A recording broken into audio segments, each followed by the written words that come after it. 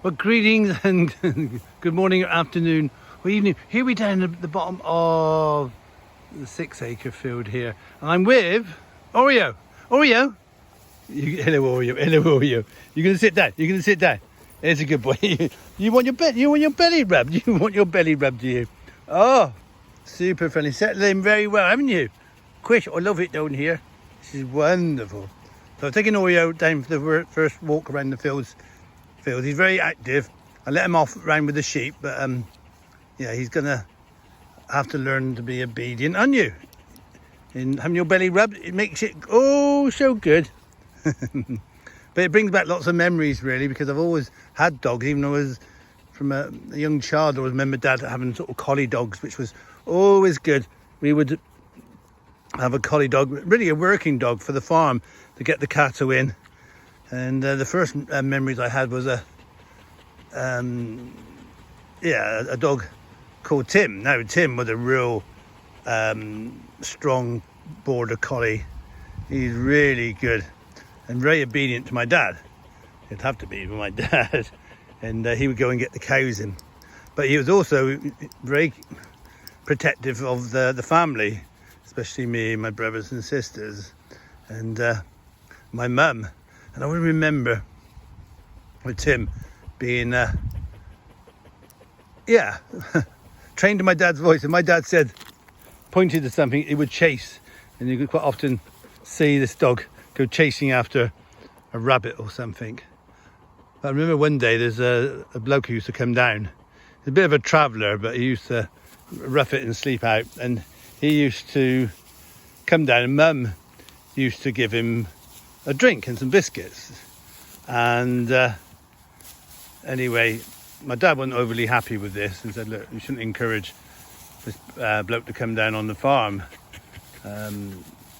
Anyway, my dad was very, shall we say, a bit of a jealous man when it came to my mum, and he looked after and loved her so much. But this bloke came down one day, and Mum rightly said, look, sorry, I can't give you a drink today. And he started to be quite aggressive towards my mum, swearing and all sorts of things, which I sort of vaguely remember. But the thing I remember most was that I was thinking I would please leave the farm, because my dad came round, he heard this going on. And my dad, being my dad, he was an ex-boxer, strong, he took no prisoners.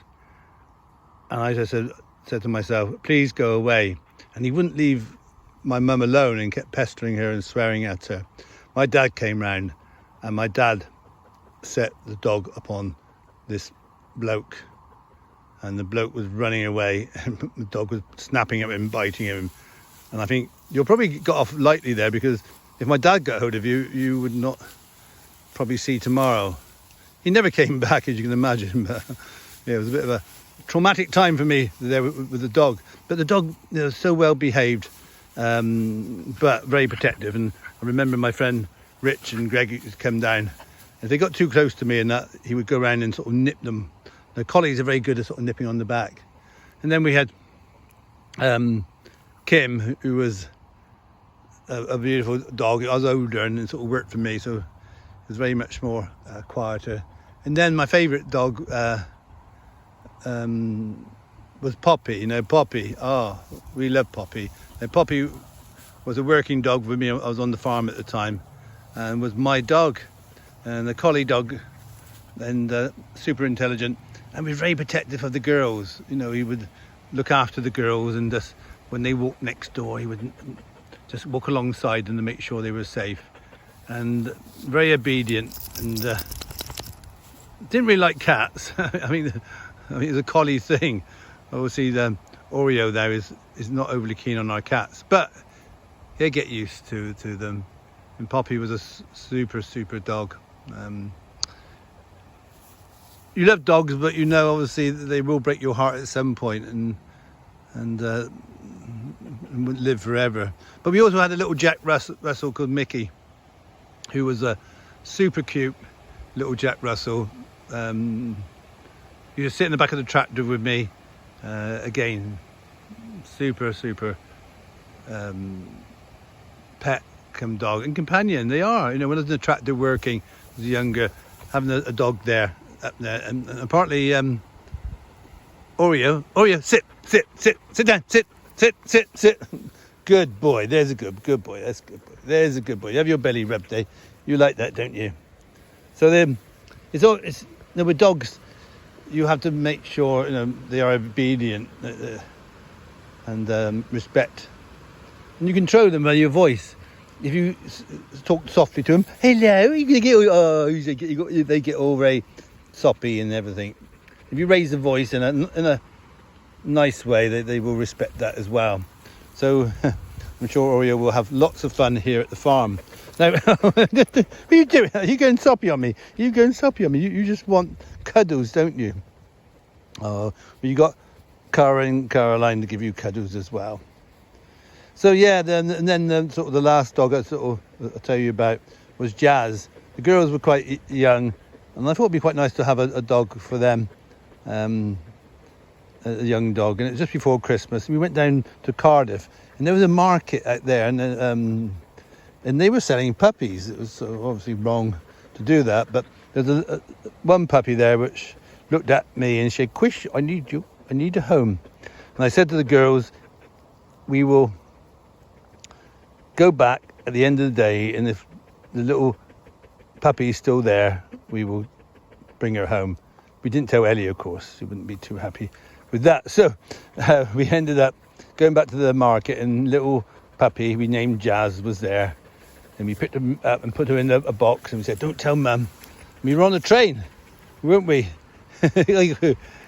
And we were on a train, and the little dog started making a little noise, and Ellie realised that this Christmas was going to be special because we had little Jazz, the puppy, who was brilliant with the girls to grow up with the beautiful Jazz, and really became Cara's pet more than anybody's.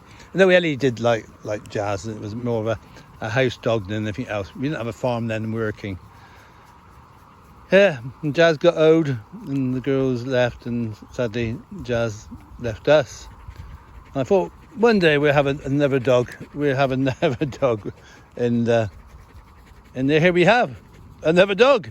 And this little dog is called Oreo, who is full of energy and is down in the field with me. And hopefully in time he'll be able to be off the lead and follow me around.